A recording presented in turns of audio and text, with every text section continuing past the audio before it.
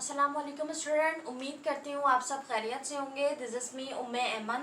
Student, आज के इस फर्स्ट ईयर केमिस्ट्री के लेक्चर में हम जिस चीज़ को डिस्कस करेंगे that is about mass mass relationship. ठीक है स्टूडेंट, हम अपना पहला चैप्टर पढ़े थे स्टोइकियोमेट्री, जिसमें हमने मुख्तलिफ चीज़ों की मुख्तलिफ कॉन्सेप्ट्स को डिस्कस किया था। तो जो हमारी पहली हेडिंग थी that is about moles and Avogadro's number.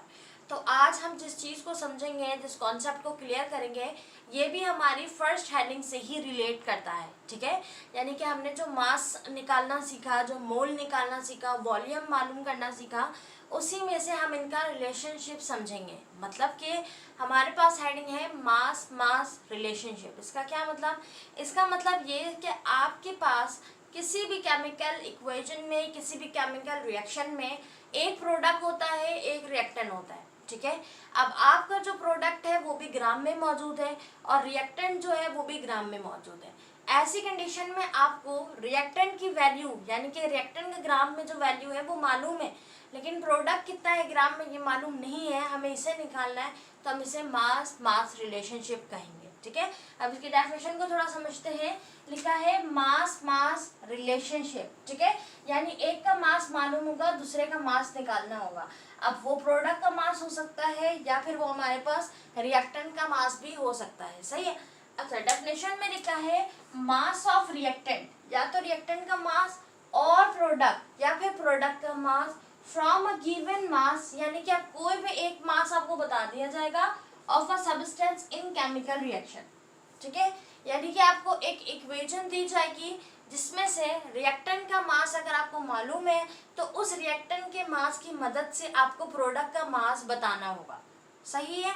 अब प्रोडक्ट चाहे जितना भी प्रोड्यूस हो रहा है, जो भी बन रहा हो, जिस प्रोडक्ट का पूछा जाए आपको जस्ट उसका मास बताना होगा। एज यूजुअल, जिस तरह आपके पास प्रोडक्ट है, प्रोडक्ट का मास आपको बता दिया जाएगा केमिकल रिएक्शन में, इक्वेशन में, और आपसे कहा जाएगा कि आप इसके रिएक्टेंट का मास जो है, कि रिएक्टेंट जो था उसका कितना मास होगा, कितना हमने लिया था तो ये प्रोडक्ट बना है, वो मास हमें बताओ। तो ये हमारे पास कहलाता है मास मास रिलेशनशिप। एक का मास आपको मालूम होगा, दूसरे का मास आपको निकालना होगा। सही है। तो ये हमारे पास मास मास रिलेशनशिप है, इसे हम निकालना सीखेंगे न्यूमेरिकल की मदद से। उसके अलावा दूसरा हमारे पास है that is mass volume relationship. ठीक है, कि मास का वॉल्यूम से क्या रिलेशनशिप है, विच मीन्स कि आपको केमिकल रिएक्शन में, केमिकल इक्वेशन में, किसी भी इक्वेशन में, किसी भी रिएक्शन में मास जो है वो गिवन कर दिया जाएगा, आपको वॉल्यूम निकालना होगा। ठीक है, या फिर आपको वॉल्यूम गिवन होगा, आपको उसका मास बताना होगा।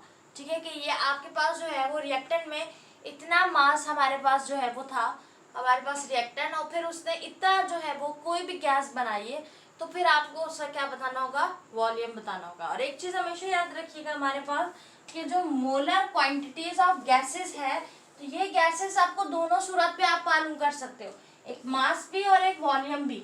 ठीक है, तो जो हमारे पास मोलर क्वांटिटीज ऑफ गैसेस है, अगर मास मौजूद है तो वॉल्यूम निकालेंगे, वॉल्यूम मौजूद है तो मास निकालेंगे, इसे हम मास वॉल्यूम रिलेशनशिप कहते हैं।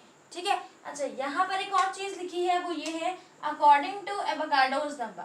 अब इसे निकालने के लिए हमें एवोगाड्रोस नंबर के लिहाज से काम करना होगा, यानी कि हमें पता है कि 1 mole of any substance eight STP, यानी कि एक मोल किसी भी सब्सटेंस का एसटीपी में, यानी स्टैंडर्ड टेम्परेचर ऑपरेशन में जो है हमारे पास, वो ऑक्युपाइड करता है कितना वॉल्यूम, 22.41 डेसीमीटर क्यूब, यानी 22.41 लीटर्स।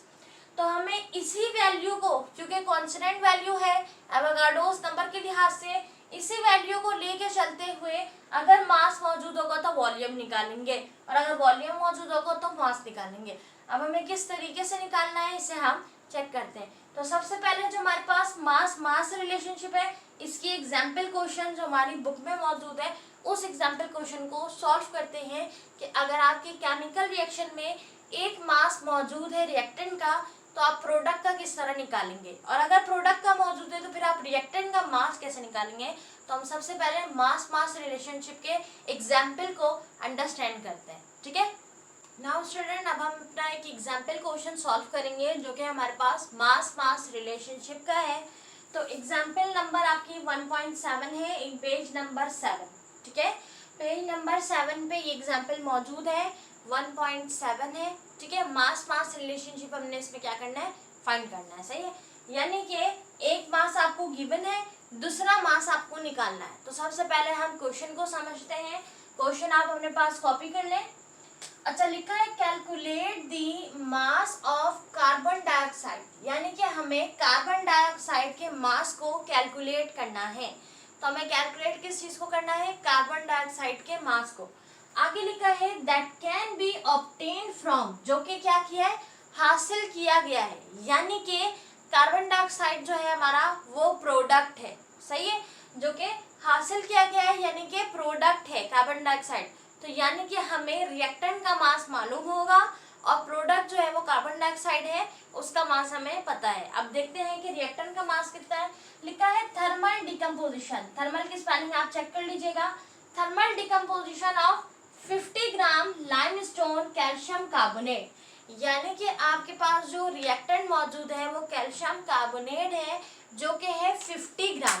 अब ये कह रहे हैं कि 50 ग्राम हमारे पास कैल्शियम कार्बोनेट है, उसमें से जो प्रोडक्ट निकलेगा, अब सिर्फ कार्बन डाइऑक्साइड नहीं निकलेगा बल्कि कैल्शियम ऑक्साइड भी निकलेगा। लेकिन आपसे जो चीज पूछी गई है जस्ट आपको वही सॉल्व करनी है, सही है। आपसे पूछा गया है कि हमारे पास जब हमने थर्मल डिकम्पोजिशन कराई, विच मीन्स जब हमने अपने रिएक्टेंट को हीट दी, तो हीट देने के बाद जो प्रोडक्ट हमें हासिल हुआ उसमें से बताएं कि कार्बन डाइऑक्साइड की कितनी अमाउंट हमें हासिल हुई है, ठीक है। ये तो हमें पता चल गया भाई कि 50 ग्राम है हमारा रिएक्टेंट, सही है। तो प्रोडक्ट हमारे पास 2 निकले हैं। अब इनमें से हमें बताना है कि कार्बन डाइऑक्साइड जो है वो कितना है, सही है। तो सबसे पहले हम डेटा बनाते हैं। ये इक्वेशन है हमारी, इक्वेशन बुक में गिवन होगी आपको, सही है। अदरवाइज आप खुद भी बनाना सीखें। सिंपली ये हमारा रिएक्टेंट हो गया।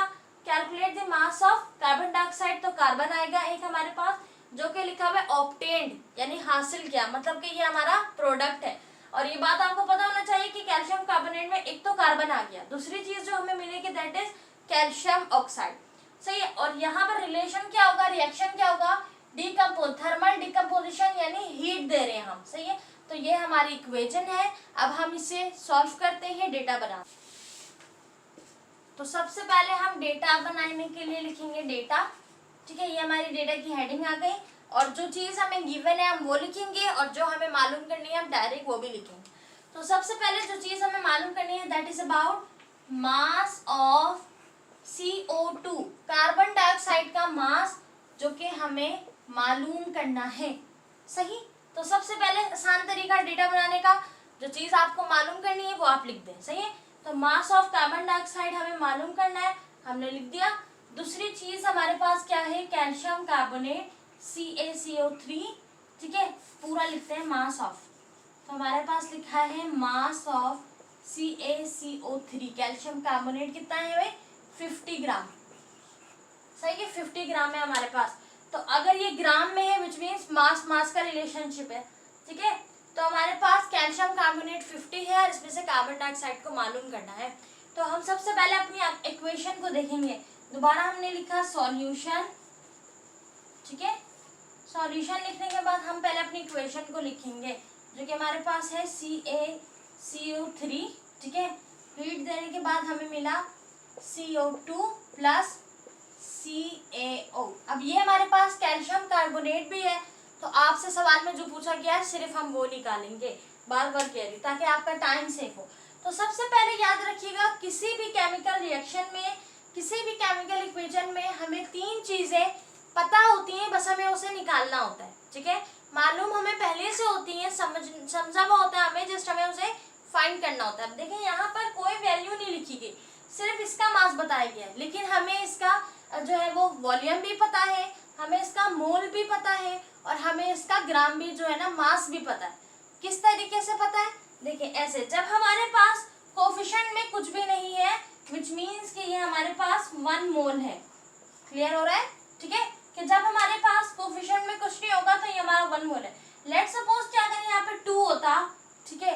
जब हम क्या इक्वेशन को सबसे पहले बैलेंस कराएंगे, तो इक्वेशन तो हमारी पहले से बैलेंस थी, तो अगर बैलेंस कराते हैं हम, यहाँ 2 आता तो हम 2 मोल लिखते हैं, लेकिन कोफिशिएंट में कुछ नहीं है, विच मीन्स कि ये 1 मोल है, तो ये तो हमें मोल पता चल गया। इसी तरह यहाँ पर देखें कोफिशिएंट में कुछ नहीं है, तो ये हमारे पास हो गया 1 मोल, सही है। यहाँ पर भी कैल्शियम ऑक्साइड में कोफिशिएंट के पास कुछ नहीं है, तो ये हमारे पास हो गया 1 मोल, ठीक है। अगर कोई वैल्यू होती, बैलेंस करवाते हम, तो फिर हम क्या करते हैं, उसमें लिख देते 2 होता तो 2 मोल, 3 होता 3 मोल, लेकिन कुछ नहीं है तो 1 मोल।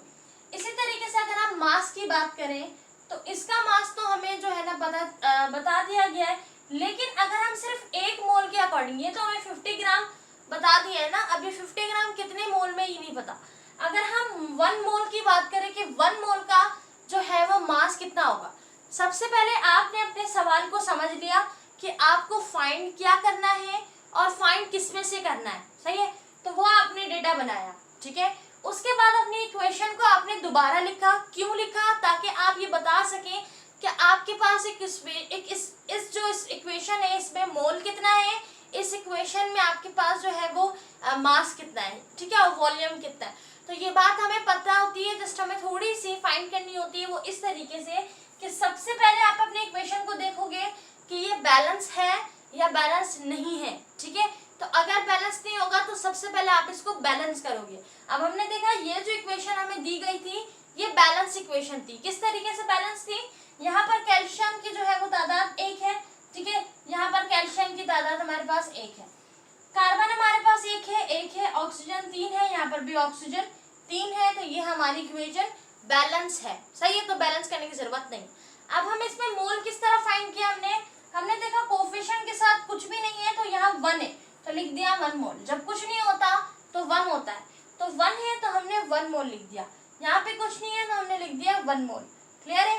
अब हम जो है ना क्या करेंगे, इसमें लिखेंगे मास, तो मास हम बताएंगे मोलर मास। और आपको मैंने स्टार्ट में बताया था जब हम पहला लेक्चर कंडक्ट कर रहे थे, कोई भी मॉलिक्यूलर मास हो, कोई भी एटॉमिक मास हो, जब हम उसे एक्सप्रेस करते हैं ग्राम में, यानी मास में, ग्राम में एक्सप्रेस करते हैं, तो हमारे पास मोलर मास कहलाता है। तो ये तो हमारे पास एक मॉलिक्यूल है, ठीक है। तो जब ये मॉलिक्यूल, हम इसे मॉलिक्यूलर मास लिखेंगे, लेकिन ये ग्राम में मौजूद है, ठीक है, तो हम लिखेंगे इसे मोलर मास। अब मोलर मास निकालने का तरीकेकार क्या होता है, अब आप कहोगे मैम ये तो निकला हुआ है 50 ग्राम, तो ये 50 ग्राम तो किसी और मोल का है, हमें 1 मोल का बताना है कि 1 मोल का जो है वो कितना होगा, सही है। तो अगर हम बात करें 1 मोल कैल्शियम कार्बोनेट की, तो हमारे पास जो है वो आंसर क्या आएगा, उसके लिए हमें अपना मोलर मास निकालना होगा। और मोलर मास निकालने का तरीकेकार क्या है, मैं यहाँ पर आपको बता देती हूँ। मोलर मास निकालने का तरीकेकार, सबसे पहले हमारे पास जो है वो कैल्शियम कार्बोनेट है, सही, इसका हम निकालेंगे मोलर मास। रफ वर्क में आप कर लें ये काम, ठीक है, कि हमारे पास रफ वर्क में हमने कैल्शियम कार्बोनेट का मोलर मास निकालना है। आपको पता है कैल्शियम की वैल्यू क्या होती है, कैल्शियम की वैल्यू हमारे पास होती है 40, तो हमने लिखा 40, ठीक है, प्लस कर देंगे हम कार्बन के साथ, कार्बन है हमारे पास 12, कार्बन का क्या होता है 12 होता है, ठीक है, प्लस कर देंगे, ऑक्सीजन का होता है 16, लेकिन ऑक्सीजन 3 दफा है, which mean 16 multiply by 3, right. अब इसको आप कैलकुलेटर की मदद से सॉल्व करें तो इसका आंसर आएगा 100 ग्राम, ठीक है, क्योंकि ये मोलर मास है तो यूनिट क्या लिखेंगे, ग्राम। तो कैल्शियम कार्बोनेट क्या आया 100 ग्राम, इसका मतलब ये हुआ कि जब हम जो है 1 मोल कैल्शियम कार्बोनेट लेंगे तो उसमें उसका मास कितना होगा, 100 ग्राम होगा। इसी तरीके से हम कार्बन डाइऑक्साइड का निकाल लेते हैं, ठीक है, कार्बन डाइऑक्साइड का हम निकालेंगे जो कि हमारे पास है CO2, तो CO2 के लिए कार्बन का आपके पास होता है 12, ठीक है, प्लस करेंगे ऑक्सीजन का होता है 16 इंटू 2, ठीक है, इसका आंसर आप कैलकुलेट कर लें, तो कैलकुलेट करने के बाद इसका आंसर आएगा 44, ठीक है। तो ये हमारे पास आ गया कार्बन डाइऑक्साइड का 44 ग्राम, तो हम लिख देते हैं यहाँ पे 1 मोल होगा तो 44 ग्राम आएगा। इसी तरह कैल्शियम ऑक्साइड का भी निकाल लेंगे। हमारे सवाल में जस्ट कार्बन डाइऑक्साइड पूछा गया तो हम कार्बन डाइऑक्साइड मालूम हो गया तो सॉल्व करते हैं, आपको निकालना हो तो इसी तरीके से हम कैल्शियम ऑक्साइड का भी निकालेंगे। कैल्शियम की वैल्यू लिखेंगे 40 और 16 से इसको प्लस करा देंगे, सही है। अब आगे जो है वो हमें मिल गया भाई 1 मोल है और 100 ग्राम है। 1 मोल में 44 ग्राम होगा, ठीक है। तो हमें मालूम करना था कि कैल्शियम कार्बोनेट अगर 50 ग्राम है, जैसे अगर 100 ग्राम होगा तो 44 ग्राम है, तो अगर कैल्शियम कार्बोनेट हमारे पास 50 ग्राम है तो कार्बन डाइऑक्साइड कितना बनेगा। तो वैसे तो आप देख के बता सकते हो कि 100 ग्राम है, विच मीन्स कि अगर 50 ग्राम होगा तो यहाँ पर हमारे पास 22 ग्राम बनेगा, सही है। अगर 100 ग्राम में 44 ग्राम कार्बन डाइऑक्साइड बन रहा है तो सिंपली देख के समझा देंगे आप कि 50 ग्राम है तो यहाँ पे 22, लेकिन हमें पेपर में तो सॉल्व करना पड़ेगा, तो हमारा आंसर आएगा वैसे 22 ग्राम। ये बात हमने कैसे बता दी, इस 100 को देखते हुए कि 100 में जब 44 ग्राम है इसका हाफ कर लें, 50 में 22 ग्राम होगा। तो यानी कि जब कैल्शियम कार्बोनेट हम 50 ग्राम लेंगे रिएक्टेंट, तो उसका प्रोडक्ट कार्बन डाइऑक्साइड हमें कितना हासिल होगा, 22 ग्राम कार्बन डाइऑक्साइड हमें उसका प्रोडक्ट हासिल होगा। अब हम इसे सॉल्व करते हैं कि सॉल्व किस तरह किया जाएगा। तो मैं ऊपर वाला जो है वो थोड़ा सा रब कर रही हूँ, ठीक है, रिमूव कर रही हूँ। आई होप कि आपने क्वेश्चन जो है वो कॉपी कर लिया होगा, बुक में मौजूद है, PDF में। तो हमारे पास जो है ना, आपने देखना है कि ये इसको निकालेंगे कैसे। तो देखिए कैल्शियम कार्बोनेट 100 ग्राम ये है 1 मोल में, ठीक है, ये हमारे पास 100 ग्राम कितना है 1 मोल में, लेकिन हमें जो है ना ये मालूम करना है 50 में, सही है। तो हम सबसे पहले क्या करेंगे, लिखेंगे अपना कि 100 ग्राम हमारे पास CaCO3 जो है उस पर हमारा कार्बन डाइऑक्साइड कितना आ रहा है, 44 ग्राम आ रहा है, सही है। तो हमारे पास 100 ग्राम कैल्शियम कार्बोनेट अगर हम लेंगे तो वो आएगा 44 ग्राम ऑफ कार्बन डाइऑक्साइड, लेकिन हमें 100 का तो नहीं बताना, 50 का बताना है, तो हमें इस 100 को हटाना होगा। तो हम क्या करेंगे कि कैल्शियम कार्बोनेट में से 100 को अगर हटाएंगे तो ये 44 था, यहाँ पे ये किस रिलेशन में है, मल्टीप्लाई के, इधर जाएगा डिवाइड के रिलेशन में, सही, डिवाइड हो जाएगा यहाँ पे।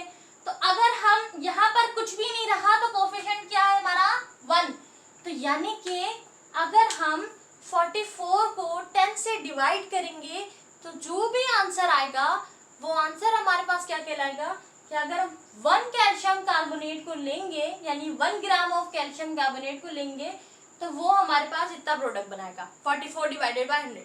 लेकिन हमसे तो कहा गया है कि भाई 50 का बताओ कि 50 ग्राम कैल्शियम कार्बोनेट अगर आप लोगे तो कार्बन डाइऑक्साइड का प्रोडक्ट कितना आएगा। तो उसके लिए हम क्या करेंगे, 50 लगा देंगे दोनों साइड, ठीक है, दोनों साइड 50 लगाएंगे। और ये मैथ्स का रूल है कि जब आप राइट हैंड साइड या लेफ्ट हैंड साइड पे कुछ भी लगाओगे तो अदर साइड पे आपको सेम एज इट इज वही चीज लगानी पड़ेगी। तो हम क्या करेंगे, हम ये करेंगे कि 50 ग्राम लगा देंगे यहाँ पे, सही है, कैल्शियम कार्बोनेट पे।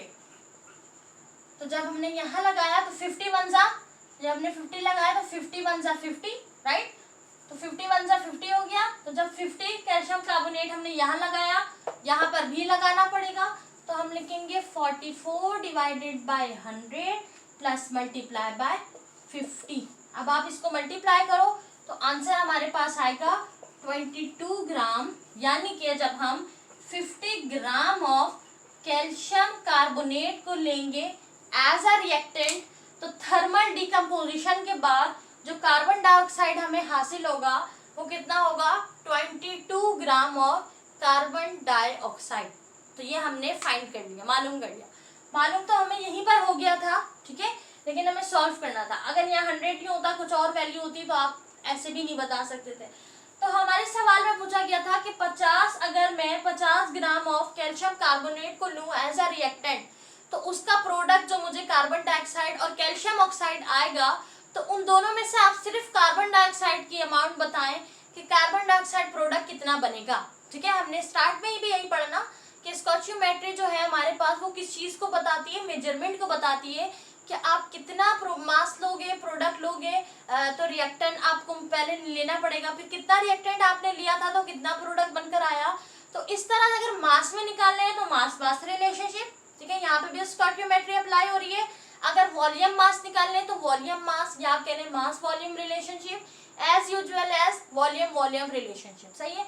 तो ये हमारे पास थी एग्जाम्पल 1.7 पेज नंबर 7 जिसमें हम मास मास रिलेशनशिप को फाइंड कर रहे थे।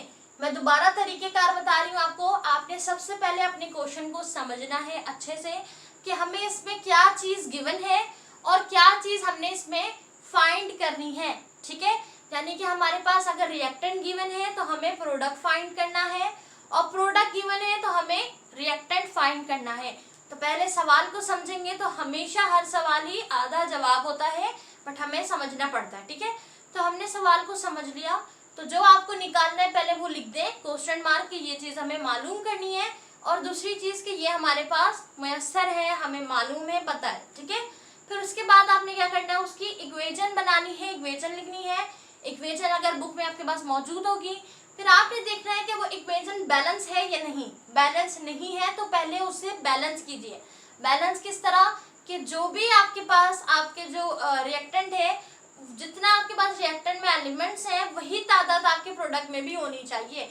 तो उसको बैलेंस करें पहले। बैलेंस करने के बाद आपको हमेशा इक्वेशन में, केमिकल रिएक्शन में 3 चीज़ें मालूम होगी, वॉल्यूम, मास और मोलर मास, और हमारे पास जो है वो मोल। तो ये आपको सिर्फ पता लगाना होगा किस तरह के कोफिशिएंट से पहले जो भी वैल्यू होगा वो आपका मोल होगा। जैसे यहाँ पर कुछ नहीं था तो हमने लिखा 1 मोल, अगर 2 होता तो हम लिखते 2 मोल। फिर इस तरह जो आपको मॉलिक्यूल मौजूद होगा उसका मोलर मास निकालेंगे। मोलर मास हमने निकालना सीखा किस तरह। फिर मोलर मास निकालने के बाद आप क्या करोगे, देखोगे कि जो आपके पास मोलर मास आ रहा है वो तो 1 मोल के बराबर है। तो फिर आप क्या करोगे, जितने मोल के बराबर आपको चाहिए उस तरीके से पुट करोगे वैल्यू को, और फिर आपका आंसर आ जाएगा। अगेन रिपीट कर रही हूँ, जो पूछा जाए सिर्फ वो बताना है। अब मैं आपको 2 प्रैक्टिस क्वेश्चन दे रही हूँ मास मास रिलेशनशिप में। वो आप पे डिपेंड करता है कि अगर आपने चेक करना हो कि आपने कितना अंडरस्टैंड कर लिया न्यूमेरिकल को, तो लाजमन उसे सॉल्व कीजिएगा। अगर सॉल्व नहीं होता, आपसे आंसर नहीं आता, तो मुझे कमेंट में बताइएगा, इंशाल्लाह हम उसे बाद में डिस्कस करेंगे कि उसे किस तरह सॉल्व किया जाएगा, ताकि आपके न्यूमेरिकल की तैयारी अच्छी खासी हो जाए। सही है, क्योंकि पहला चैप्टर पूरा न्यूमेरिकल बेस है, इसलिए हमें ज़्यादा न्यूमेरिकल सॉल्व करना चाहिए। तो ये तो आपकी एग्जाम्पल क्वेश्चन में मौजूद था, बिल्कुल सॉल्व था, हमने जस्ट इसे समझा है कि किस तरह सॉल्व किया गया है। सही है। अब मैं आपको 2 प्रैक्टिस क्वेश्चन दे रही हूँ खुद से, वो आपको जो है वो सॉल्व करना है। सही। नाउ स्टूडेंट, अब 2 ये प्रैक्टिस क्वेश्चन है जो कि हमारे पास किसके रिलेशन में है, मास मास रिलेशनशिप है, ठीक है। यानी कि एक का मास आपको मौजूद है, दूसरे का आपको मास निकालना है। तो 2 प्रैक्टिस क्वेश्चन है। Firstly you have to take a screenshot. आप स्क्रीनशॉट ले लें दोनों क्वेश्चन का और इसे सॉल्व करें। अब मैं सबसे पहले आपको क्वेश्चन जो है वो एक्सप्लेन कर देती हूँ कि इस क्वेश्चन को किस तरीके से बनाना है, ठीक है। तो आप स्क्रीनशॉट ले लें सवाल का, ताकि आप आसानी से बाद में सॉल्व कर सकें। नाउ अब हम डिस्कस करते हैं कि सवाल में हमसे पूछा क्या गया है, बाकी सॉल्व आपने खुद करना है, ठीक है। तो यहाँ हमारे पास देखिए सबसे पहली चीज है, पहला सवाल में question number 1, calculate the weight of carbon dioxide. यानी कि आपको जो चीज फाइंड करनी है that is carbon dioxide. Calculate the weight of carbon dioxide. Carbon dioxide के मास को कैलकुलेट करना है। अब ये प्रोडक्ट है या रिएक्टेंट है, कैसे पता चलेगा। आगे लिखा है that can be obtained by heating 25 limestone which means calcium carbonate. तो यानी कि जो कि हासिल हो रहा है या हासिल हो सकता है हीटिंग करके, किसको, 25 gram of limestone calcium carbonate को, तो वो हमारे पास जो प्रोडक्ट निकलेगा दैट इज कार्बन डाइऑक्साइड। तो यानी कि कार्बन डाइऑक्साइड प्रोडक्ट है और कैल्शियम कार्बोनेट जो है वो हमारे पास क्या है, रिएक्टेंट है। ये वही क्वेश्चन है जो अभी हमने सॉल्व किया था, बट इसमें मैंने चेंजिंग की है। एक आपके पास जो ग्राम मौजूद था उसकी अमाउंट को चेंज किया है, दूसरा सवाल में इजाफा किया है that is and also calculate the weight यानी मास ऑफ कैल्शियम ऑक्साइड। अब आपको ना सिर्फ कार्बन डाइऑक्साइड बल्कि कैल्शियम ऑक्साइड को भी मिले। तो कार्बन डाइऑक्साइड तो हमने निकालना सीख लिया है, आप लिखिएगा 4 कार्बन डाइऑक्साइड, ठीक है, कि आप पहले कार्बन डाइऑक्साइड के मास को फाइंड कर रहे हैं, बिल्कुल उसी तरह फाइंड कीजिएगा, लेकिन वहां पे 50 ग्राम की वैल्यू पुट करनी थी, अब आपने यहाँ 25 करना है। सही है, 25 ग्राम। और दूसरा आपको फिर उसके बाद कैल्शियम ऑक्साइड को भी निकालना है, तो आप लिखिएगा 4 कैल्शियम ऑक्साइड और फिर उसकी वैल्यू निकालिएगा। सही है। तो कैल्शियम ऑक्साइड में भी 25 gram of limestone which means calcium carbonate. सही है।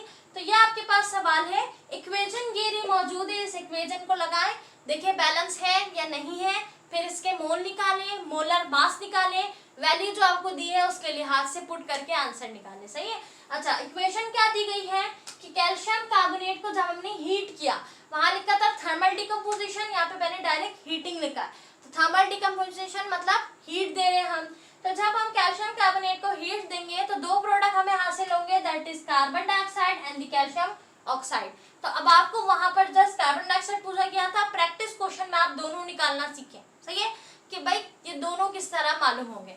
दूसरा सवाल जो है हमारे पास, that is chlorine is produced. अब यहाँ पर आपके पास क्लोरीन जो है बताया गया है कि क्लोरीन प्रोड्यूस्ड हुई है, यानी कि क्लोरीन हमारा प्रोडक्ट है, ठीक है, क्लोरीन क्या है, प्रोडक्ट है, क्योंकि वो प्रोड्यूस हुई है on large scale bye electrolysis. एक लार्ज स्केल में जब हमने इलेक्ट्रोलाइज किया, यानी कि रिएक्शन में क्या होगा, आपका इलेक्ट्रोलाइसिस होगा, सही है। तो जब हमने इलेक्ट्रोलाइसिस किया तो जो प्रोडक्ट हमें हासिल हुआ वो क्लोरीन था, सही है। आगे लिखा है ऑफ NaCl एक्वस सॉल्यूशन।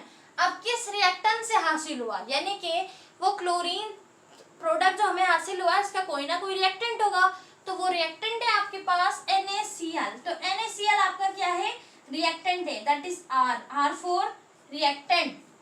तो NaCl आपका रिएक्टेंट है, सिर्फ NaCl नहीं, साथ में आपके एक्वस सॉल्यूशन है, aqueous solution which means H2O water, सही है। तो जब NaCl को हम वाटर के साथ रिएक्ट करवाएंगे तो जो प्रोडक्ट निकल कर आया है दैट इज क्लोरीन।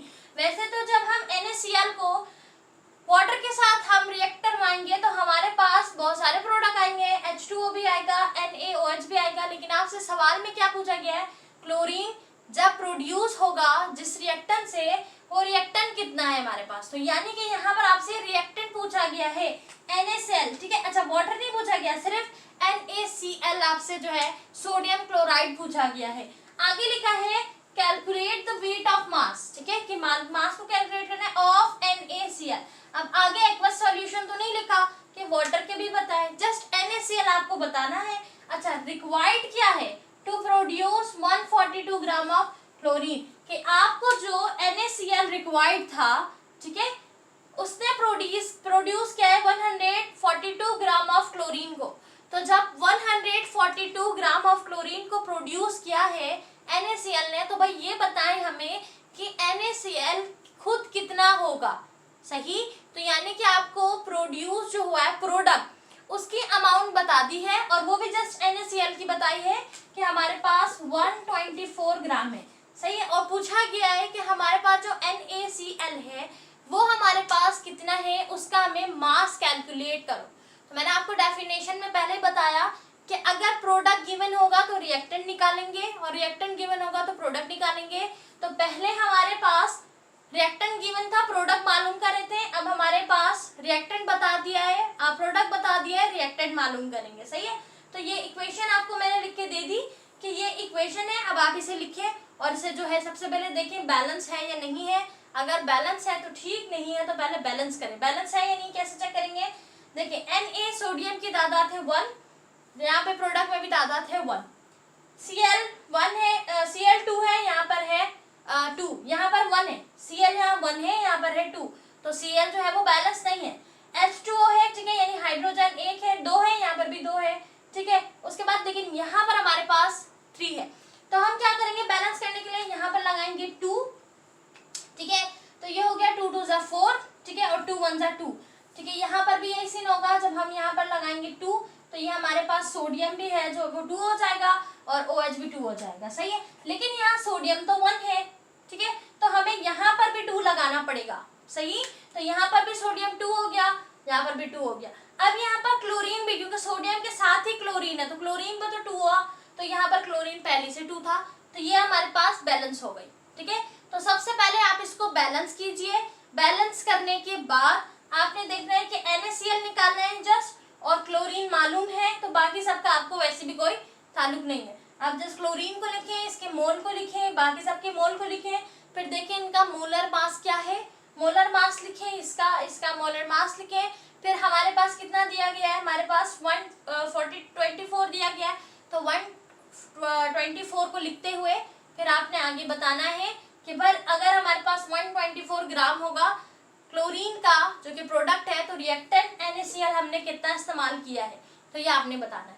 तो ये हमारे पास 2 क्वेश्चन है, ये आपके प्रैक्टिस क्वेश्चन है, बुक में मौजूद नहीं है, ठीक है। हो सकता है कि पुरानी बुक में मौजूद हो, बट प्लीज कोशिश कीजिएगा कि पहले खुद से सॉल्व करें। मैंने आपको सवाल भी समझा दिया, इक्वेशन भी प्रोवाइड कर दी, बैलेंस भी करके दिखा दिया। तो अब आपने खुद से सॉल्व करना है ताकि आप एनालाइज कर सकें कि आप कितना न्यूमेरिकल बनाने के काबिल हुए। जब आप फंसे, जब आपसे सॉल्व ना हो, तब आप चेक कर सकते हैं बुक को, ठीक है। आई थिंक पुरानी बुक में होंगे ये क्वेश्चन, कंफर्म नहीं है मुझे, ठीक है। तो आप इसे सॉल्व कीजिए और इसका आंसर जो है वो लाजमन चेक कीजिए। अगर सॉल्व नहीं हुआ तो कमेंट में बताइएगा 50-70% हुआ कि नहीं हुआ है, तो फिर इंशाल्लाह मैं एक वीडियो में इनको प्रैक्टिस क्वेश्चन को भी सॉल्व करवा दूंगी, सही है। अब हम पढ़ते हैं मास वॉल्यूम रिलेशनशिप के न्यूमेरिकल को, एग्जाम्पल को, कि हमने पढ़ा मास वॉल्यूम रिलेशनशिप है क्या, जिसमें आपको मास गिवन होगा, वॉल्यूम निकालना होगा, अगर वॉल्यूम मालूम है तो फिर मास निकालना होगा at STP standard temperature pressure में। तो हम देखते हैं इसके न्यूमेरिकल को सॉल्व करते हैं, फिर हम अपना लास्ट कॉन्सेप्ट पढ़ेंगे, दैट इज वॉल्यूम रिलेशनशिप, सही है। ये हमारे पहले ही हेडिंग की सब हेडिंग्स आप कह सकते हैं, पहले ही हेडिंग जो हमारी फर्स्ट हेडिंग थी मोल एंड एवोगाड्रोस नंबर, उसी के जो है ना वो सब टॉपिक है, ठीक है, जो हमने पढ़ा नहीं था, हमने स्किप किया था। तो अभी हम पहले डिस्कस करते हैं मास और वॉल्यूम के न्यूमेरिकल को। नाउ स्टूडेंट, अब हमारे पास जो क्वेश्चन मौजूद है, एग्जाम्पल क्वेश्चन, वो हमारे पास है मास वॉल्यूम रिलेशनशिप का, कि अगर हमें मास मालूम हो तो हम वॉल्यूम किस तरह निकालेंगे अपने रिएक्टेंट या प्रोडक्ट का, सही है। तो आपकी बुक में ये मौजूद है एग्जाम्पल नंबर 1.8 पेज नंबर 8 पे, ठीक है। अच्छा, ये हमारे पास क्या है, मास वॉल्यूम रिलेशनशिप है, ठीक है, MVR यानी कि मास वॉल्यूम रिलेशनशिप, सही है। तो यहाँ पर हम सबसे पहले क्वेश्चन को समझते हैं। लिखा है मास of 49 gram of solid potassium chloride, यानी कि क्लोराइड हमें दिया हुआ है KClO3 जो है वो हमारे पास है 49 ग्राम, सही है। आगे लिखा है ऑन हीटिंग, अब यानी कि ये हमारा रिएक्टेंट है जिसे हम हीट कर रहे हैं और कंप्लीटली डिकम्पोज होने के बाद पोटेशियम क्लोराइड बनाएगा, ठीक है। जब हमारे पास पोटेशियम क्लोराइड जो है, क्लोराइड यानी कि KClO3 कंप्लीटली हीट हो जाएगा, डिकम्पोज हो जाएगा, तो वो पोटेशियम क्लोराइड यानी KCl को बनाएगा with liberation of oxygen gas, oxygen gas के साथ साथ, जो कि वॉल्यूम में है। तो यहाँ पर आपको फाइंड क्या करना है, determine the value of oxygen gas, यानी हमें ऑक्सीजन गैस को यहाँ पर फाइंड करना है, ठीक है, कि एसटीपी में एट स्टैंडर्ड टेम्परेचर प्रेशर में हमारे पास ऑक्सीजन गैस की क्या अमाउंट है, सही है। तो यहाँ पर हमें वैल्यू कितनी दी गई है, 49 gram of sodium potassium chloride, सही है। तो यहाँ पे 49 दी हुई है और हमें बताना क्या है, ऑक्सीजन गैस को एसटीपी में बताना है, सही है। तो सबसे पहले हम क्या करेंगे, इक्वेशन को देखेंगे। इक्वेशन को हमने बैलेंस कर दिया है। यह हमारी इक्वेशन है कि हमारे पास 2 KCl जो है वो यहाँ पे हीट कंप्लीटली हम अगर करेंगे तो हमारे पास जो है वो KCl और प्लस ऑक्सीजन को प्रोवाइड करेगा, सही है। अब हम बनाते हैं अपना डेटा कि हमें क्या क्या चीजें गिवन है और क्या क्या चीजें नहीं है। तो सबसे पहले हमें मालूम करना है मास ऑफ, ठीक है, हमारे पास जो मास ऑफ पोटेशियम क्लोराइड यानी कि हमारे पास KClO3 जो है दैट इज 49 ग्राम, ठीक है। और जो दूसरी चीज है हमारे पास वो क्या है, हमारे पास दूसरी चीज हमें बताना है ऑक्सीजन को, ठीक है, एट एसटीपी में, ठीक है, volume of oxygen at STP में, जो कि हमें नहीं मालूम है। आप यहाँ पे वॉल्यूम भी ऐड कर दें, ठीक है, कि हमें जो है ना वॉल्यूम मालूम करना है कि वॉल्यूम जो है हमारा ऑक्सीजन गैस का एसटीपी में स्टैंडर्ड टेम्परेचर प्रेशर में वो कितना है ये बताना है हमें, सही है। तो यहाँ पर हमें दो चीज देखनी है कि यहाँ पर जो तरीकेकार था, हम जिस तरीके से पहले मोल को लिख रहे थे वैसे ही कर सकते हैं, लेकिन आपको फिर पहले मास को मोल में कन्वर्ट करना पड़ेगा, क्योंकि कभी भी हम मास से डायरेक्ट वॉल्यूम को नहीं निकाल सकते। या तो हम मोल से निकालेंगे या फिर हम मास निकालने के बाद फिर उसको वॉल्यूम के फॉर्मूले से सॉल्व करेंगे। तो अगर हम मास को कन्वर्ट करें मोल में तो ये काम काफ़ी लेंदी हो जाएगा और समझ में भी नहीं आएगा, ठीक है, कि पहले मोल निकालना फिर उसके बाद हम उसे वॉल्यूम निकालेंगे। तो हम पहले क्या करेंगे, मास रिलेशनशिप को अप्लाई करेंगे, मास को निकालेंगे, फिर जब हमें ऑक्सीजन का मास मालूम हो जाएगा फिर हम वॉल्यूम का फॉर्मूला लगा के उससे सॉल्व करेंगे, ठीक है। क्योंकि यहाँ पर जो स्टेप होने वाला है उससे आप काफ़ी फेमिलियर हैं, आपने मैथ्स में उसे सॉल्व किया है, इसीलिए मैंने उस स्टेप को फॉलो किया, उस स्टेप को चूज किया है ताकि आपको आसानी समझ आ जाए, सही है। तो वो स्टेप है क्या, तो डेटा आप बना लोगे, डेटा बनाने के बाद आपने देखना है कि इक्वेशन में आपको क्या चीज़ गिवन है और आपको क्वेश्चन से क्या चीज़ मिल रही है, ठीक है। तो हम सबसे पहले लिखेंगे फ्रॉम इक्वेशन, ठीक है, कि इक्वेशन से आपको क्या मिल रहा है। तो सबसे पहले इक्वेशन से आपको मिलेगा कि हमारे पास इक्वेशन में हम निकालेंगे मोलर मास, ठीक है। तो मोलर मास ऑफ KClO3 हमारे पास कितना होता है, तो उसके लिए हम रफ वर्क अगर करें तो Kc की वैल्यू लिखेंगे हम पहले हम K की वैल्यू लिखेंगे, पोटेशियम की वैल्यू हमारे पास कितनी होती है, पोटेशियम की वैल्यू हमारे पास होती है 39 प्लस 35.5, क्लोरीन की वैल्यू होती है 35.5 और इसके साथ साथ ऑक्सीजन हमारे पास होता है 16, ठीक है, जो कि प्लस हो रहा है और मल्टीप्लाई होगा इंटू 3 में, क्योंकि 3 टाइम्स है। तो इसको अगर हम कैलकुलेट करें by the help of calculator तो इसका हमारे पास आंसर आएगा 245 ग्राम, ठीक है। तो ये हमारे पास जो है वो मोलर मास है किसका, KClO3 का, ठीक है, कि जब हम KClO3 को जो है इस तरीके से मोलर मास निकालेंगे तो आंसर आएगा 245 ग्राम, सही है। तो इक्वेशन से जो चीज़ हमें मिली दैट इज कि हमें इक्वेशन से क्या मिला कि हमारे पास 245 ग्राम जो है वो क्या मौजूद है, KClO3 मौजूद है, सही है। मोलर मास हमने निकाला है। अब साथ ही हम मोलर मास निकाल देंगे इसका यहाँ पर इंटू रेशियो लगा के मोलर मास निकाल देंगे हम ऑक्सीजन का, ठीक है। तो ऑक्सीजन का जो होता है 16 होता है, 16 मल्टीप्लाई बाय 2 जो होगा वो 32 होगा, ठीक है। तो हम यहाँ पे लिख देते हैं 32, ठीक है। तो 16 मल्टीप्लाई बाय ये हमारे पास होगा, लेकिन यहाँ पर हमारे पास जो है वो इक्वेशन में 3 भी तो है, क्योंकि 3 जो है यह हमने बैलेंस करने के लिए लगाया है, विच मीन 16 मल्टीप्लाई बाय यहाँ पे हमें 6 करना पड़ेगा, ठीक है, क्योंकि यहाँ पे 3 2 6 और मल्टीप्लाई बाय 16, तो ये हमारे पास जो है वैल्यू कितनी आ जाएगी, वैल्यू आ जाएगी 96 ग्राम, सही। किस तरीके से 6 हो गया था ये, इसलिए यहाँ पे 96 आएगी।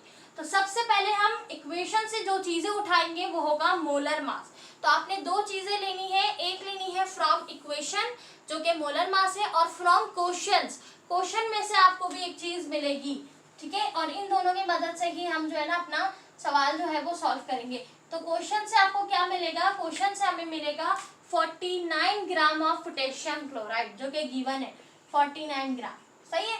तो यानी कि आपको कहा गया यहाँ पर आप ये समझे कि 245 ग्राम अगर आपके पास KClO3 है तो उसका ऑक्सीजन कितना बनेगा, ऑक्सीजन वॉल्यूम, ये गैस कह रहे हैं आप ग्राम में, तो गैस कितना बनेगा, मास उसका 96 बनेगा, 96 ग्राम मास बनेगा ऑक्सीजन का, सही है। तो ये कह रहे हैं कि 49 में फिर कितना बनेगा, हमें मालूम तो वॉल्यूम करना है, लेकिन फर्स्ट हम मालूम करेंगे मास को, क्योंकि जब हम मास को मालूम करेंगे तो हमें सिर्फ वॉल्यूम का फॉर्मूला लगाना पड़ेगा। तो अभी आप अपने जहन में सिर्फ ये तसव्वुर करें कि हम ऑक्सीजन के मास को मालूम कर रहे हैं, सही। तो हमने क्या किया, देखा कि जब 245 ग्राम कैल्शियम क्लोराइड जो है हमारे पास, पोटेशियम क्लोराइड जो है, पोटेशियम क्लोराइड जब 245 ग्राम था तो ऑक्सीजन हमें कितना मिल रहा था, 96 ग्राम। और अब सवाल में पूछा गया कि भाई 49 ग्राम का बताओ कि 49 ग्राम अगर होगा तो ऑक्सीजन कितना मिलेगा, तो वो तो हमें नहीं पता, तो हम क्या करेंगे, यहाँ पे लिख देंगे x, ठीक है। तो कि हमें कोई भी वैल्यू जो मालूम करनी हो तो हम उसे किसी भी उससे डिनोट करते हैं, तो मैंने x से डिनोट कर दिया, सही है। अब आपको पता है कि यहाँ पर हम क्या यूज करेंगे, यूजिंग रेशो मेथड, ठीक है। आपने रेशो मेथड को मैथ में सॉल्व किया होगा, इसीलिए मैंने कहा था कि हम इसे इस तरीके से सॉल्व करेंगे क्योंकि आप इससे काफी फेमिलियर हो, ठीक है, कि जब हमारे पास रेशो में वैल्यू होती है तो हम उसे कैसे लिखते हैं। तो यहाँ पर हमारे पास आ जाएगा 245 इंटू रेशो 96, ठीक है। उसके बाद आ जाएगा हमारे पास ये वैल्यू 49 जो है वो रेशियो होगा हमारे पास 49 इंटू एक्स, सही है। और इसे हम अगर इसमें लिखेंगे रेशियो के उसमें डिवाइड में लिखेंगे तो कैसे होगा, 245 divide by 96 is equal to, जब हम रेशियो को डिवाइड में कन्वर्ट करेंगे बीच में रिलेशन आएगा इज इक्वल टू का 49 डिवाइड बाय नहीं पता तो x। सही है, तो यहाँ तक आपको समझ आ गया कि हमने बेसिकली किया क्या, हमने सबसे पहले फ्रॉम इक्वेशन से वैल्यू को ली, फिर क्वेश्चन से वैल्यू को लिया जो कि मौजूद था, लेकिन हमें ये नहीं पता कि 49 ग्राम अगर हम अपने पास पोटेशियम क्लोराइड को लेंगे तो ऑक्सीजन कितना बनेगा, इसलिए हमने यहाँ पे x लिख दिया कि हमें x मालूम करना है। यूजिंग रेशो मेथड लिखेंगे कि हमारे पास रेशो मेथड है कि 245 रेशो बनाएगा 96 के साथ, 49 रेशो बनाएगा x के साथ। तो हम जब रेशो को कन्वर्ट करते हैं डिवाइड में तो बीच में रिलेशन लगता है इज इक्वल्स टू का, तो ये हो गया। ठीक है, अब आगे ही हम इसके यहाँ पर सॉल्व कर रहे हैं। ठीक है, कि अब हम इससे क्या करेंगे, क्रॉस मल्टीप्लिकेशन करवाएंगे। किस तरीके से, ये हमारे पास क्रॉस मल्टीप्लिकेशन होगा 245x। ठीक है, हम लिखेंगे 245x। ठीक है, इसके डिवाइड में ये आ जाएगा। ठीक है, यहाँ पर हमारे साथ ये डिवाइड होगा 69 डिवाइडेड बाय, तो हम इसको इस तरीके से लिखेंगे कि हमारे पास हो गया टोटल मिला के यहाँ पर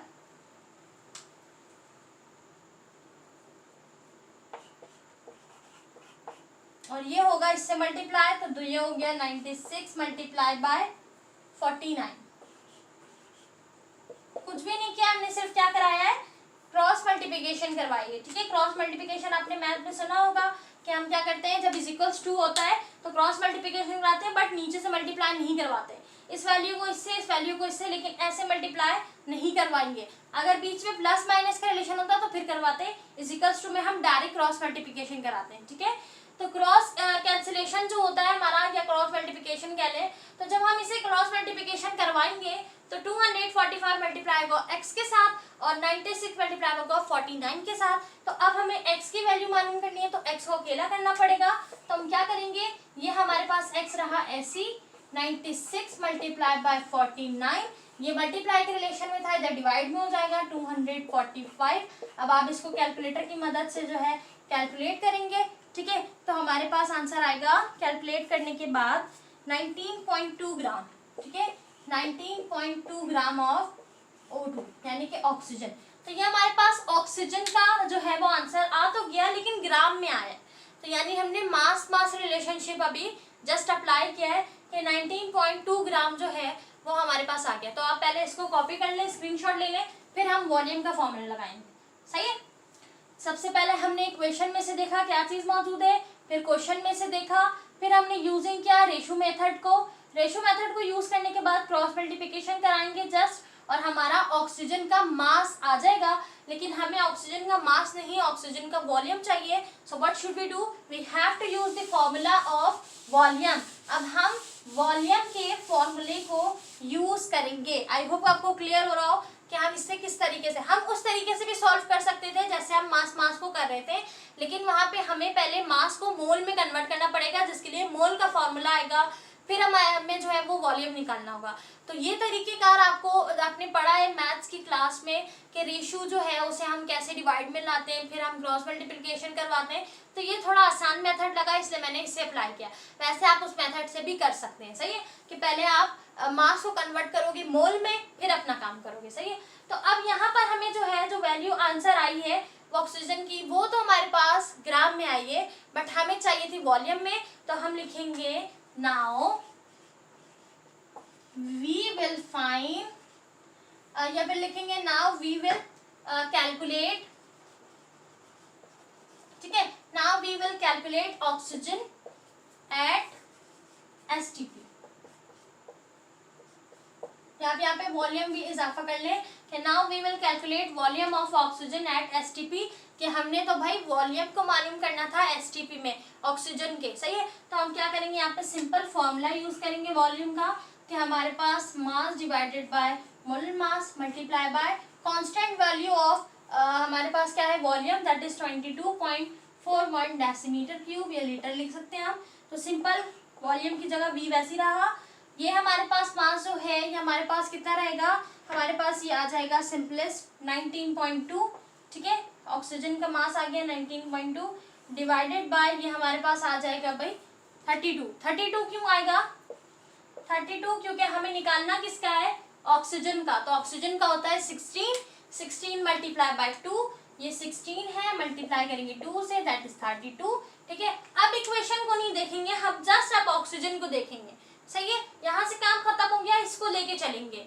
सही है कि 19.2 ग्राम जो है वो हमारा ये आ गया मास, और मोलर मास जो है हमारे पास या वो कितना है, ऑक्सीजन है तो 32 ग्राम है। सही है, अच्छा मल्टीप्लाई करवा देंगे हम उससे अपने 22.41 डेसीमीटर क्यूब, यानी कि अपने कांस्टेंट वॉल्यूम से।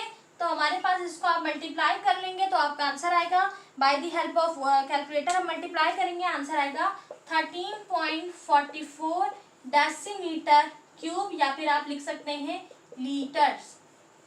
ठीक है, तो ये हमारा आ गया आंसर 13.44। आंसर में आप लिख सकते हैं कि आप लिखेंगे mass of 49 gram of sodium solid potassium chloride KClO3 on heating decompose completing to potassium chloride with the liberation of oxygen gas at volume of STP 13.44 decimetre cube. इस तरीके से अरेंज करके अपना रिजल्ट आप लिख दीजिएगा कि आपका जो ऑक्सीजन है, तो पहले हमने ग्राम में निकाला जो कि मस था, कि हम डायरेक्ट वॉल्यूम जो है वो नहीं निकाल सकते मास से, इसीलिए हम मास मास रिलेशनशिप पहले हमने अप्लाई किया, ऑक्सीजन का पहले मास निकाला, फिर उसे इसके फॉर्मूले में पुट कर दिया, सिंपल वॉल्यूम के फॉर्मूले में पुट किया, तो हमारे पास वैल्यू आ गई ऑक्सीजन की वॉल्यूम में। सही है, आपको अगर उसका वॉल्यूम का फॉर्मूला नहीं नोट करना, नहीं लिखना, तो आप मोल से निकाल सकते हैं। डायरेक्ट मास से हम जो है वो वॉल्यूम नहीं निकाल सकते, या तो मास मास रिलेशनशिप पहले अप्लाई होगा, या फिर हम मास को मोल में कन्वर्ट करके फिर अप्लाई करेंगे। तो ये मेथड आसान था, इसलिए हमने मास को मास में कन्वर्ट किया, फिर उसके बाद मास वॉल्यूम निकाला। सही है, तो ये हमारा था मास वॉल्यूम रिलेशनशिप। अब हम डिस्कस करेंगे वॉल्यूम वॉल्यूम रिलेशनशिप, लेकिन उससे पहले आपकी बुक में एक सेल्फ असेसमेंट क्वेश्चन दिया गया है, और उस दोनों क्वेश्चन में आपके पास जो है ना, पहला आपको मास मास का रिलेशनशिप का है, दूसरा आपके पास मास वॉल्यूम का है। तो पहले सेल्फ असेसमेंट क्वेश्चन को सॉल्व करेंगे, उसके बाद जो है वो हम अपने वॉल्यूम वॉल्यूम रिलेशनशिप को पढ़ेंगे। ठीक है, नाउ स्टूडेंट, अब हमारे पास जो हमने टॉपिक को, जो अपने कॉन्सेप्ट को क्लियर किया, मास मास रिलेशनशिप और मास वॉल्यूम रिलेशनशिप, हम उसके अब असेसमेंट क्वेश्चन को सॉल्व करेंगे, जो कि हमारे पास सेल्फ असेसमेंट क्वेश्चन है। तो हमारे पास पहला क्वेश्चन जो है, दैट इज दोनों क्वेश्चन में, एक क्वेश्चन में दो चीजें पूछी गई हैं, पहली मास मास रिलेशनशिप, दूसरी मास वॉल्यूम रिलेशनशिप। सही है, तो क्वेश्चन क्या है हमारे पास, लिखा है if 200 gram of NH4NO3 is completely consumed in the reaction, calculate the mass of H2O formed, volume of N2O gas liberated at STP। यानी कि आपको इक्वेशन ऊपर दी गई है, जो कि हमारे पास है NH4NO3, ये जब कंप्लीटली कंज्यूम होगी तो प्रोड्यूस करेगी N2O गैस को और 2H2O को, ठीक है, प्रोड्यूस करेगी। सही है, इसके लिए हम ये करेंगे कि इसमें हम दो चीज़ों को देखेंगे। एक हमारे पास जो है दैट इज के मास हमें गिवन है, और हमें उसमें से क्या निकालना है, वाटर को, ठीक है, यानी H2O के मास को निकालना है। तो ये हमारे पास हो गया मास मास रिलेशनशिप। सही है, तो ये हमारे पास हो गया मास मास रिलेशनशिप। और अगर हम दूसरे में देखें तो यहाँ पर हमें वॉल्यूम निकालना है, ठीक है, मास मौजूद है, वॉल्यूम निकालना है, तो ये हमारे पास हो गया मास वॉल्यूम रिलेशनशिप। ठीक है, तो एक में मास मास और एक में मास वॉल्यूम। अब इस चीज़ों को निकालने के लिए हमें जिस चीज़ की ज़रूरत है, दैट इज कि हमें NH4NOH3 का मॉलिक्यूलर या मोलर मास मालूम होना चाहिए, N2O का हमें मोलर मास मालूम होना चाहिए, और 2H2 का मोलर मास मालूम होना चाहिए। तो मोलर मास हम किस तरह निकालते हैं, मोलर मास निकालने के लिए हम सबसे पहले देखें, N की वैल्यू लिख दी 14, H की वैल्यू होती है 1, और ये 4 टाइम्स है, तो 1 multiply by 4 that is 4, N की वैल्यू अगेन 14, और O जो है 16 मल्टीप्लाई बाय 3 दैट इज 48। जब इनको प्लस करेंगे तो हमारे पास आएगा 80। तो हमारे पास जो 80 ग्राम है, वो 80 ग्राम किसका मोलर मास है, वो हमारे पास मोलर मास है NH4NO3 का मोलर मास। ठीक है, इसी तरीके से हमने N2O का मोलर मास निकाला, दैट इज 44 ग्राम, तो हम लिख देंगे यहाँ पे 44 ग्राम। इसी के साथ साथ हमारे पास वाटर का जो 36, तो हम लिख देंगे 36 ग्राम। सही है, तो सबसे पहले आपने मोलर मास निकालना है। अब मोलर मास निकालने के बाद हमारे क्वेश्चन में जो चीज़ पूछी गई है, हम उसे सॉल्व कर लेते हैं। ठीक है, तो पहला ले लेते हैं नंबर 1। नंबर 1 में हमसे पूछा गया है H2O को, तो सबसे पहले हम क्या करेंगे, इक्वेशन NH4NO3 ये हमारे पास आएगा N2O प्लस 2H2। ठीक है, ये इक्वेशन थी हमारे पास। अच्छा, इसमें हमें जो है ना सबसे पहली चीज, वो पहली मैंने आपको बताया, 3 चीजें बता दी जाती हैं, एक वॉल्यूम, एक मोल और एक मोलर मास। तो मोलर मास हमने निकाल लिया, मास। वॉल्यूम जो है वो कैसे, देखिए जितना मोल होगा उतना हमारा डेसीमीटर क्यूब होगा। यहाँ कुछ नहीं है, 1 है, तो 1 मोल आप कहेंगे तो वैसे ही 1 डेसीमीटर क्यूब। इसी तरीके से यहाँ पर कुछ नहीं है, 1 है, तो ये हो गया 1 मोल, तो 1 डेसीमीटर क्यूब। ठीक है, ये 2 है, 2 मोल, तो यहाँ पर हो गया हमारे पास 2 डेसीमीटर क्यूब। ठीक है, तो इस तरीके से हमें ये बात पहले ही मालूम होती है। लेकिन यहाँ पर अभी हमें वॉल्यूम नहीं बल्कि मास बताना है। ठीक है, तो हमें क्या बताना है, यहाँ पर मास बताना है H2O का। तो हम उसके लिए क्या करेंगे, 2 चीजें हमें मिलेगी। ठीक है, फ्रॉम इक्वेशन, एक चीज हमें मिलेगी इक्वेशन से, दूसरी चीज मिलेगी हमें फ्रॉम क्वेश्चन। ठीक है, ये क्यू हो जाएगा, क्यू। तो एक हमें इक्वेशन से मिलेगी चीज और एक हमें इक्वेशन से मिलेगी। तो इक्वेशन से मिलेगा हमें मॉलिक्यूलर मास, जो कि हमने निकाला 80 ग्राम। ठीक है, किसका, 80 ग्राम हमें मिलेगा। चूंकि हम वाटर का भी निकाल रहे हैं, पहला सॉल्व करें तो वो हमारे पास होगा 36। ठीक है, अभी आप इसको नहीं दे रहे, अभी हम वाटर को सॉल्व कर रहे हैं, तो 36। यहाँ पर अगर हम क्वेश्चन की बात करें तो क्वेश्चन में तो हमसे 200 का पूछा गया था, जो कि हमें नहीं पता, तो हमने x लिख दिया। सही, अब हम इसको क्या करेंगे, पुट करेंगे रेशो में। ठीक है, रेशो मेथड अप्लाई करेंगे। तो यहाँ पर हमने लिखा रेशो मेथड, और रेशो मेथड क्या होता है, रेशो मेथड होता है 80 इंटू 36 इंटू 200 इंटू x। ठीक है, अब अगर हम इसे डिवाइड के फॉर्म में लिखते हैं तो हमारे पास होगा 80 divided by 36 is equal to का रिलेशनशिप आएगा 200 डिवाइडेड बाय x। इस तरीके से लिखाएगा। ठीक है, आगे मैं यहाँ पे सॉल्व कर रही हूँ। अब यहाँ पर हमारे पास क्रॉस मल्टीप्लिकेशन होगी डायरेक्ट, तो ये हो गया हमारे पास 80x इज इक्वल टू का रिलेशन, और यहाँ पर होगा 200 मल्टीप्लाइड बाय 36। सही है, अब हम इसको x को अलग करेंगे, मालूम करना है 200 मल्टीप्लाई बाय 36 डिवाइड बाय 80। तो इसे आप डिवाइड कर लें, आपका आंसर जो आएगा कैलकुलेटर की मदद से अगर मैं डिवाइड करूं तो आंसर आएगा मेरा 90 ग्राम। तो 90 ग्राम हमारे पास क्या है, 90 ग्राम ऑफ H2O जो है वो बनेगा, प्रोड्यूस होगा किससे, हमारे पास 200 NH4NO3। ठीक है, तो हमारा आंसर आएगा 90 ग्राम ऑफ H2O। तो ये तो हमने निकाल लिया mass of H2O from NH4NO3 का। सही है, अब दूसरी चीज जो हमें मालूम करनी है that is volume of N2O gas, जो कि लिबरेट कर रहा है एट STP यानी स्टैंडर्ड टेम्परेचर प्रेशर में। सही है, तो हम दूसरे वाले को सॉल्व करेंगे। तो दूसरे वाले को भी सॉल्व करने के लिए बिल्कुल यही तरीकेकार होगा। ठीक है, कैसे कि हम उस पर सबसे पहले इक्वेशन में से चीजें ले लेंगे और क्वेश्चन में से।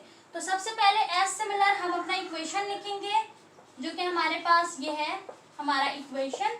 ठीक है, इक्वेशन लाजमन आपने लिखना है ताकि आपको चीजें समझ आए और आप अच्छे से उसको प्रिपेयर कर सकें। तो हमने इक्वेशन अगेन लिख दी। तो 2 चीजें हमें मिलेंगी, सबसे पहले फ्रॉम इक्वेशन, इक्वेशन से, दूसरी हमें मिलेगी फ्रॉम क्वेश्चन से। सही है, हम लिख देंगे फ्रॉम क्वेश्चन। अच्छा, यहाँ पर एक और चीज, जब हम मास में से वॉल्यूम निकाल रहे थे तो हमें पहले मास मास रिलेशनशिप निकालना पड़ा था, राइट, कि पहले हम मास रिलेशनशिप निकालेंगे फिर हमारे पास जो है वो वॉल्यूम आ जाएगी। लेकिन हमें जब हम वॉल्यूम निकालेंगे, जो किस करेंगे, तो उसमें हम डायरेक्ट काम करेंगे। लेकिन यहाँ पर जो आपको चीज़ पूछी गई है, बताई गई है, वो हमारे पास मास और वॉल्यूम है। तो उसके लिए पहले हमें मास मास रिलेशनशिप करना पड़ेगा, देन फिर हमें मास वॉल्यूम करना पड़ेगा, जो कि हम वॉल्यूम का फॉर्मूला लगाएंगे। तो पहले मास मास रिलेशनशिप करने के लिए बिल्कुल वही सेम प्रोसीजर, फ्रॉम इक्वेशन से हमें मिल जाएगा 80 ग्राम NH4NO3 का, उसके साथ ही हमारे पास इनटू लगा के हम लिखेंगे अब इसका, क्योंकि हम N2O गैस की बात कर रहे हैं, इसकी बात करें, ये वाला हो गया, अब हम ये कर रहे हैं, तो हमारे पास ये है 44 ग्राम, 44 ग्राम आ गया। ठीक है, लेकिन हमें चाहिए 200 ग्राम का, क्वेश्चन में 200 पूछा गया, तो 200 का नहीं पता, x लिख दिया। अब वैसे ही आपने रेशो मेथड से करेंगे, मैं डायरेक्ट कर रही हूँ। ठीक है, आप हेडिंग लगाएंगे यूजिंग रेशो मेथड, देन फिर लिखेंगे 82 रेशो 44, फिर रेशो 200, फिर रेशो x। डिवाइड में करेंगे, डिवाइड में किस तरह, सिंपल आपने 80 लिखा, 80 लिखने के बाद डिवाइडेड बाय 44। ठीक है। उसके बाद इज इक्वल टू का रिलेशन हो जाएगा 200 डिवाइडेड बाय x, ठीक है। अब क्रॉस मल्टीप्लिकेशन कीजिए, लाइक से लिख रही हूँ। क्रॉस मल्टीप्लिकेशन करने के बाद ये हमारे पास हो जाएगा 8 is equals to 200 divided by 44, क्योंकि मल्टीप्लाई के रेशरेशन में है तो मल्टीप्लाई में आएगा, मल्टीप्लाई बाय 44। अब हम x को अगर अलग करेंगे तो ये हो जाएगा 200 डिवाइडेड बाय 80, ठीक है। तो हम इसे मल्टीप्लाई करके देखते हैं। अगर हम इसे मल्टीप्लाई करेंगे तो हमारा आंसर आएगा 110, ठीक है, ग्राम। तो 110 ग्राम हमारे पास ये आ रहा है NO2, सही है। लेकिन अगर आपको याद हो तो हमें यहाँ पर वॉल्यूम चाहिए था, तो आप पहले से वो कर लें, फिर हम इसे वॉल्यूम में कन्वर्ट करते हैं, सही है। तो पहले अब हमारे पास जो है वो क्या आ गया, मास आ गया। अब हम इसे वॉल्यूम में निकालने के लिए क्या करेंगे, वॉल्यूम का सिंपल फॉर्मूला लगाएंगे, मास divided by molar mass multiply bye 22.41। मास की जगह पर आपकी जो अभी हमने मास निकाला दैट इज 110, ठीक है। उसके बाद हमारे पास मोलर मास की जगह आ जाएगा जो हमारी वैल्यू है, मोलर मास क्या, यानी कि ये हमारा मोलर है, इसे फाइंड कर रहे हैं, इसका मोलर है 44, तो हम लिख देंगे यहाँ पे 44 मल्टीप्लाई बाय 22.41। अब आप इसको कैलकुलेटर की मदद से कैलकुलेट कीजिए तो आंसर आपका आ जाएगा आई थिंक 025, ठीक है। और किस में लिखेंगे हम, डेसीमीटर क्यूब या फिर आप लीटर्स में लिख सकते हैं। तो ये हमारे पास आ गया भाई इसका आंसर। तो हमेशा याद रखिएगा जब हम मास वॉल्यूम को निकालेंगे तो पहले हमें, जब मास हमारे पास आ जाएगा तो इसे वॉल्यूम का फॉर्मूला लगा के वैल्यू पुट करेंगे और फिर वॉल्यूम में आ जाएगा। तो ये आपका सेल्फ असेसमेंट क्वेश्चन था जिसे हमने सॉल्व किया है। सेल्फ असेसमेंट क्वेश्चन में से पेपर में क्वेश्चन आते हैं, तो आप इसे अच्छे से समझ के सॉल्व कीजिए।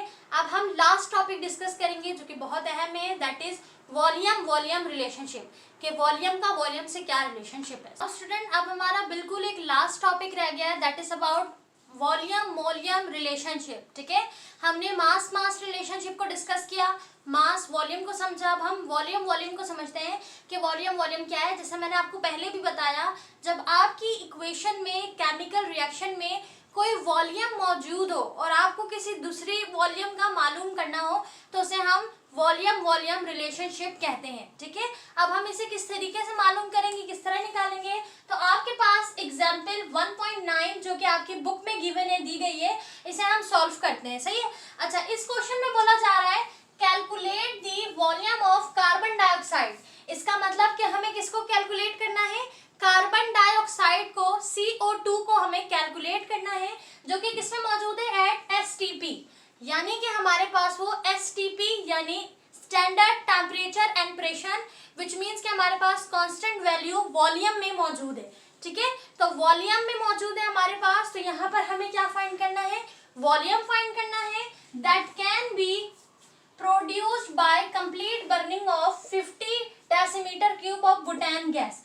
अब ये हमें कैसे पता चलेगा कि ये प्रोडक्ट है या रिएक्टेंट, तो यहाँ पर लिखा हुआ है जो हमें हासिल हुआ है किसके जरिए, जो प्रोड्यूस हुआ है complete burning of 50 dm cube Bhutan gas, यानी जब बुटान गैस को हमने कंप्लीटली जला दिया, बर्न कर दिया, तो उसमें से हमें क्या हासिल हुआ, हमें उसमें से प्रोडक्ट हासिल हुआ। वो प्रोडक्ट हमारे पास कार्बन डाइऑक्साइड एट STP, ठीक है।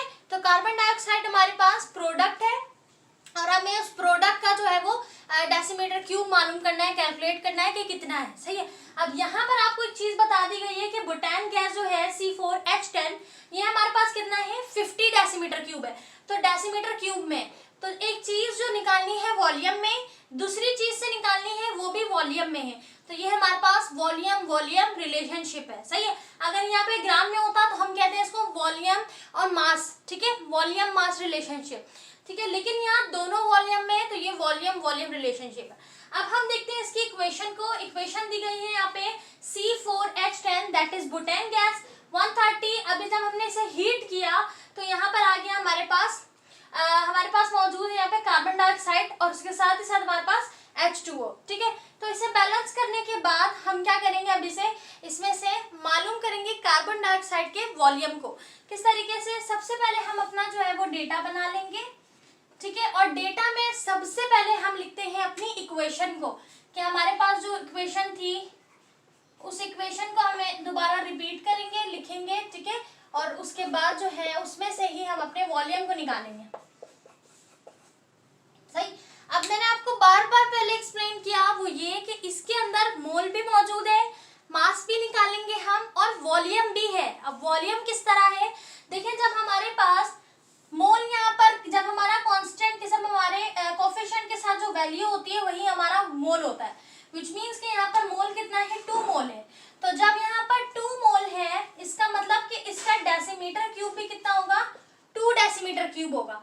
बिल्कुल इसी तरह जब यहाँ पर हमारे पास 8 मोल है तो इसका डेसीमीटर क्यूब भी कितना होगा, 8 डेसीमीटर क्यूब होगा। ठीक है, इसी तरह यहाँ पर 10 है तो इसका डेसीमीटर क्यूब भी कितना होगा, 10 डेसीमीटर क्यूब होगा। सही है, तो इस तरीके से हमारे पास जब जितना मोल वितना डेसीमीटर क्यूब, 1 मोल है तो 1 डेसीमीटर क्यूब। सही, अगर हमारे पास 8 मोल है तो 8 डेसीमीटर क्यूब। तो जितना आपके पास मोल मौजूद होगा, और मोल कैसे पता चलेगा, कोफिशिएंट से पहले जो भी वैल्यू है वो मोल है और अगर कुछ भी नहीं है तो 1 है। सही है, तो ये हमारे पास जो मोल होगा वही डेसीमीटर क्यूब होगा। तो हमें डेसीमीटर क्यूब पता चल गया। नाउ अब हम यहाँ पर क्या लिखेंगे, हम लिखेंगे चीजों को सबसे पहले फ्रॉम इक्वेशन, कि हमें इक्वेशन से क्या चीज हासिल हुई है। तो इक्वेशन से हमें हासिल हुआ है हमारा डेसीमीटर क्यूब, जो कि हमारे पास है CH10 का, जो क्या है हमारे पास 2 डेसीमीटर क्यूब। सही, इसके साथ हम रेशो बनाएंगे। ठीक है, अब हमारे पास कार्बन डाइऑक्साइड का है, कितना है हमारे पास, 8 डेसीमीटर क्यूब। ठीक है, तो ये डेसीमीटर क्यूब कैसे पता चला, मोल के हिसाब से। जब 8 मोल है तो 8 डेसीमीटर क्यूब, जब 2 मोल है तो 2 डेसीमीटर क्यूब। तो हमने यहाँ पे लिख दिया। अब हम लिखेंगे फ्रॉम क्वेश्चन, कि क्वेश्चन में हमसे क्या, क्वेश्चन में हमसे पूछा गया है 50 डेसीमीटर क्यूब का, कि अगर मेरे पास जो है वो यहाँ पर C4H10 बुटान गैस जो है वो 50 डेसीमीटर क्यूब है, तो कार्बन डाइऑक्साइड कितना बनेगा। मतलब रिएक्टेंट में आपने लिया बुटान गैस को 50 डेसीमीटर क्यूब, तो कार्बन हमारे पास कितना STP होगा। ये तो हमारे पास कार्बन का जो है तो ये तो 2 डेसीमीटर पे, तो अगर 2 डेसीमीटर हुआ तो 8 डेसीमीटर क्यूब प्रोडक्ट बनाएगा। लेकिन हम यहाँ पर बात कर रहे हैं 50 डेसीमीटर क्यूब की। तो अगर मैंने यहाँ पे 50 डेसीमीटर क्यूब लिया तो मुझे 50 डेसीमीटर का तो नहीं पता, तो मैं यहाँ लिख दूंगी क्वेश्चन मार्क, यानी कि x लिख दूंगी, जो कि हमें मालूम करना है। तो अब सिंपल हम क्या करेंगे, इसको यूज करेंगे अपना मेथड, जो कि हमारे पास है रेशो मेथड। यूज करेंगे हम रेशो मेथड को। ठीक है, रेशो मेथड को यूज करेंगे और क्या करेंगे, इसको क्रॉस मल्टीप्लिकेशन करवाएंगे। रेशो मेथड आप लगाएंगे किस तरीके से, 2 लिखेंगे इंटू 8 और उसके बाद 50 इंटू एक्स लिखेंगे, फिर हम क्रॉस मल्टीप्लिकेशन कराएंगे। तो 2 हमारे पास आ गया। ठीक है, 2 into 2 into 8 into 50 into X. ठीक है, अब हम इसको लिखेंगे 2 divided by 8 is equals to 50 divided by X. सही है, अब मजीद यहाँ पर सॉल्व कर रही हूँ। अब हमारे पास क्रॉस मल्टीप्लिकेशन हो जाएगा। ठीक है, क्रॉस मल्टीप्लिकेशन के लिए ये हो गया हमारे पास 2x और ये हो गया हमारे पास 50 मल्टीप्लाई बाय 8। ठीक है, ये क्रॉस मल्टीप्लिकेशन हो गया। अब x को अलग करेंगे हम, 50 मल्टीप्लाई बाय 8 है डिवाइडेड बाय 2, इसको डिवाइड करेंगे हम तो हमारा आंसर आ जाएगा। Now use the calculator and right the answer. तो हम डिवाइड करेंगे और हमारा आंसर क्या आया है, हमारा आंसर आया है 200 डेसीमीटर क्यूब ऑफ, अब हमारे पास डेसीमीटर क्यूब ऑफ निकाला हमने कार्बन डाइऑक्साइड का, दैट इज CO2। तो हमारे पास आंसर आ गया 200 decimetre cube of carbon dioxide eight STP। ठीक है, वॉल्यूम हमने निकाला है। तो यहाँ पर हमने क्या किया, सवाल में हमसे पूछा गया था कि कार्बन डाइऑक्साइड जो है इसका वॉल्यूम बताएं। ठीक है, साथ हमें दिया गया था 50 decimetre cube of Bhutan gas, यानी वॉल्यूम वॉल्यूम रिलेशनशिप। ये हमारे पास इक्वेशन थी। सबसे पहले इक्वेशन में हमने देखा जितना हमारे पास मोल होगा उतना ही हमारे पास वॉल्यूम होगा। ठीक है, 1 मोल है तो 1 वॉल्यूम। ठीक है, 2 मोल है तो 2 वॉल्यूम, इस तरह 8 है तो 8 वॉल्यूम। तो हमने लिख लिया यहाँ पर कि हमारे पास कितना वॉल्यूम है। तो ये चीज हमें कहाँ से मालूम हुई, इक्वेशन से। क्वेश्चन से हमें क्या पता चला कि हमारे पास 50 डेसीमीटर क्यूब है, तो 2 मोल जो है वो तो 8 मोल आ जाएगा। ठीक है, तो हमें तो 2 मोल का नहीं चाहिए, हमें तो 50 का चाहिए, तो हम यहाँ पर x लिख देंगे। फिर हम रेशो मेथड को इस्तेमाल करेंगे और रेशो लगाएंगे। रेशो के बाद डिवाइड में कन्वर्ट करके क्रॉस मल्टीप्लिकेशन करेंगे। फिर क्रॉस मल्टीप्लिकेशन करने के बाद हमारा आंसर आएगा जो कि 200। तो 200 डेसीमीटर क्यूब या आप कह लें 200 लीटर ऑफ कार्बन डाइऑक्साइड जो है वो प्रोड्यूस होगा जब 50 decimetre cube butane gas completely burn होगा। ठीक है, तो ये हमारा था लास्ट टॉपिक, हमारे फर्स्ट टॉपिक मोल और एवोगाड्रोस नंबर से। इंशाल्लाह जो हमारी अगली हेडिंग है वो बिल्कुल सेपरेट है। तो यहाँ पे हमारा पहला कॉन्सेप्ट कंप्लीट हो गया है। इसके तमाम न्यूमेरिकल्स की आप अच्छे से तैयारी करिए, प्रैक्टिस करें। मजीद क्वेश्चन मैं आपको इंशाल्लाह प्रोवाइड कर दूंगी। फिर हम अपना अगली हमारी क्लास होगी उसके अंदर हम अपना नेक्स्ट टॉपिक स्टार्ट करेंगे। वीडियो हेल्पफुल रही तो लाजमन लाइक करें। Thank you so much for watching. Take care. अल्लाह हाफिज।